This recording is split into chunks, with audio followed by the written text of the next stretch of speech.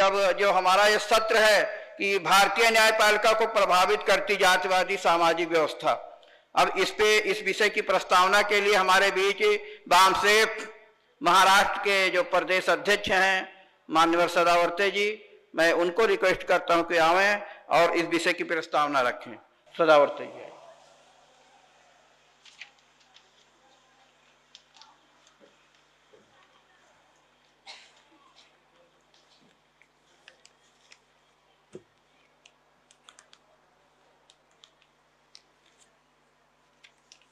तो न्यायपालिका और न्यायपालिका को प्रभावित करती जातिवादी सामाजिक व्यवस्था, ये जो विषय है, इस विषय के बारे में जब हमारी सीसी की मीटिंग हुई थी तब इस पर बहुत गहन चर्चा की गई और चर्चा के बाद इस विषय को एक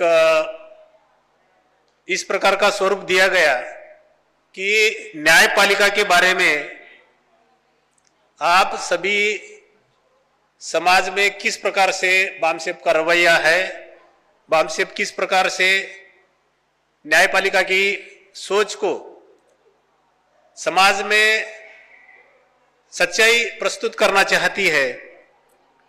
तो बामसेफ ने इस विषय को गंभीरता से लिया और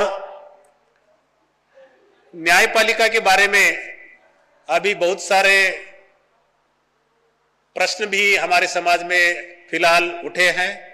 बहुत प्रतिक्रिया भी उसमें समाज ने दी है, लोगों ने दिए हैं, राजनेताओं ने भी दी है और समाज के हर एक व्यक्ति ने इस पर कुछ ना कुछ अपना बोलना चाहा है, चाहे सोशल मीडिया में हो, चाहे प्रिंट मीडिया में हो या इलेक्ट्रॉनिक मीडिया में हो। इस पर अनेक प्रकार की प्रतिक्रिया आई है। कल भी कोर्ट के बारे में, न्यायपालिका के बारे में कुछ सत्रों में इसका उल्लेख भी हुआ है। तो भारत की न्यायपालिका हमारे संविधान के अनुसार स्वतंत्र है और इस स्वतंत्रता को लेकर भी उस न्यायपालिका में किस प्रकार के प्रभाव अभी भी हमारा समाज देख रहा है, सभी लोग उससे बहुत वाकिफ है। तो संविधान ने हमें सभी नागरिकों को समता, समानता, स्वतंत्रता, न्याय प्राप्त करने का अधिकार दिया है और इस संसदीय प्रणाली में अभी समाज में जो जातीय क्रमिक गैर बराबरी अभी भी जारी है, इस जातिगत संरचना का प्रभाव न्यायपालिका पर न हो, ऐसा हो नहीं सकता, क्योंकि सभी न्यायपालिका में काम करने वाले लोग जो है इसी समाज से आते हैं और जो कि उसको निष्पक्ष मानने के पक्ष में संविधान ने अपने मत यहां पर दिए हैं। फिर भी समाज की जो मानसिकता है, समाज की जो सोच है, वह इस न्यायपालिका को किस प्रकार प्रभावित करती है, इसके बारे में मैं एक दो चार मुद्दों को यहां पर आपके सामने रखना चाहूंगा और मेरा प्रस्ताव यहां पर समाप्त करूंगा। तो स्वतंत्रता के अमृत महोत्सव के बाद न्यायपालिका की जो भूमिका है, किस प्रकार से जातिगत धार्मिक मानसिकता से ग्रस्त है, उसका तो एक थोड़ा सा विवेचन मैंने यहां पर किया है। तो भारतीय संविधान के अनुच्छेद 14, 15 और 21 के तहत हमें जो अधिकार मिले हैं, तो सबके लिए समान न्याय देने की बात उसमें की है, परंतु आदर्श स्थिति जो है हमारी वो अलग है और वास्तविकता अलग है।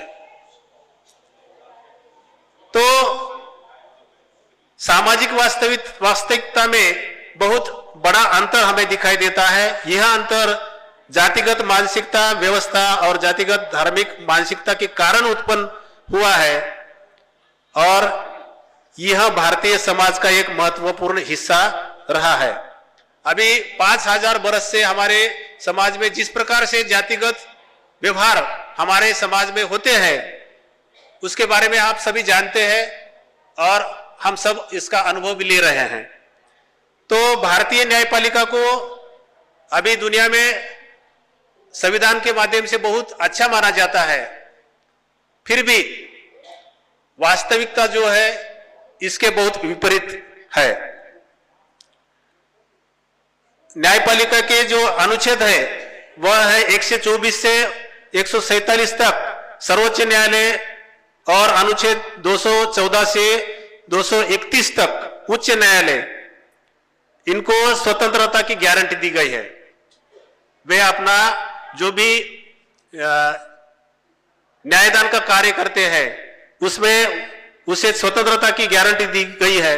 फिर भी हम जब देखते हैं कि हमारे न्यायालयों में, खासकर उच्च न्यायालयों में जो न्यायाधीशों की नियुक्ति की जाती है वो एक कॉलेजियम के माध्यम से की जाती है और इस कॉलेजियम में बहुत बार अनेक सवाल भी उठते हैं। बहुत लोगों की मांग भी है कि किसी चयन की परीक्षा के माध्यम से हमारे न्यायाधीशों की नियुक्ति की जाए। इस प्रकार से समाज में बहुत बार मांग भी की जाती है, परंतु अभी तक इसे कोई संसद या कहीं राजनेताओं ने उठाने की बात नहीं की है। अभी प्राप्त माहिती के अनुसार 2024 तक हमारे सर्वोच्च न्यायालय में 34 न्यायाधीशों में से केवल 3 दलित और 1 आदिवासी न्यायाधीश का अभी हमें यहां पर संख्या मिलती है और सभी बाकी जो न्यायाधीश है मुख्यतः ब्राह्मण, क्षत्रिय और वैश्य जाति से आते हैं। तो वर्तमान जो कॉलेजियम प्रणाली है इसमें इसकी नियुक्ति हो जाती है। बहुत बार हम ये भी देखते हैं कि हमारे देश के जो प्रमुख 10 ऐसे घराने हैं जिनसे इस न्यायाधीशों की नियुक्ति होती हुई हमें मालूम लगती है। आज के न्यायाधीश जो पहले थे माननीय गवई साहब के पहले के चंद्रचूड़, उनके पिताजी भी सर्वोच्च न्यायालय के न्यायाधीश रहे हैं, आप सभी जानते हैं। उसके पहले जो न्यायाधीश हुए हैं उनके कोई ना कोई रिश्तेदार या परिवार के सदस्य भी इन सर्वोच्च न्यायालयों में रहे हैं। तो इसका मतलब यह होता है कि देश के ऐसे कुछ घराने हैं जो कि न्यायपालिका में उनका प्रभुत्व अभी भी दिखाई देता है हमें। तो इन सभी आंकड़ों से या सभी जानकारी से हमें यह मालूम होता है कि कुछ ऐसे लोग हैं जिस पर बार बार सर्वोच्च न्यायालय में या हाईकोर्ट में उनके लोगों की नियुक्ति यहां पर होती है।